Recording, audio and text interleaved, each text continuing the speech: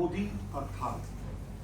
একদিন ঢাকা ছিল জলের শহর, জলাশয়, জলাভূমি, বন্যাপ্রবহ এলাকা, খাল, নদী, বালু তুরাগ, বুড়িগঙ্গা, শীতলক্ষায় একটা নিকশিত শহর। প্রকৃতি ছিল ঢাকার জল নিষ্কাশনের সবচেয়ে বড় অবকাঠামো। কাগজে কলমের সংস্কার, বাস্তবে নিয়ন্ত্রণহীনতা, ফলে এটি আসলে প্রাকৃতিক দুর্যোগ নয়, বরং বহু বছর অপরিকল্পিত নগরায়ন, অবহেলা এবং অব্যবস্থাপনার ফল, এবং তাই নিয়ন্ত্রণহীন, কারণ ততদিনে খালের অস্তিত্বই আমরা প্রায় মুছে ফেলেছি।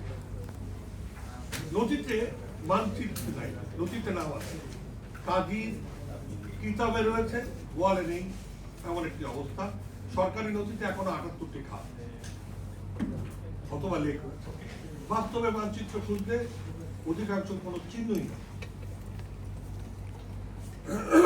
এবং ২০২০ সালে আমরা কাগজের কলমে দায়িত্ববোধ দিয়েছি।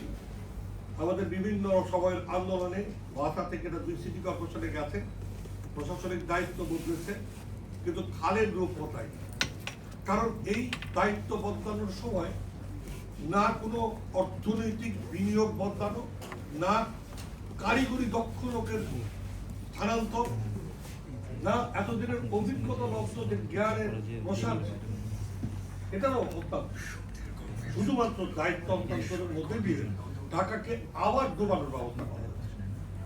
এর ফলে খালের অস্তিত্ব পুনরুদ্ধারের সত্যিকার পরিকল্পনাহীন একটি দায়িত্ব হস্তান্তরের কার্যক্রম হচ্ছে। তাতে আমরা হারিয়েছি আদি ঢাকা শহর আর বর্তমান ঢাকা শহর, বা পাশে আদি ঢাকা শহর, তার পাশে বর্তমান ঢাকা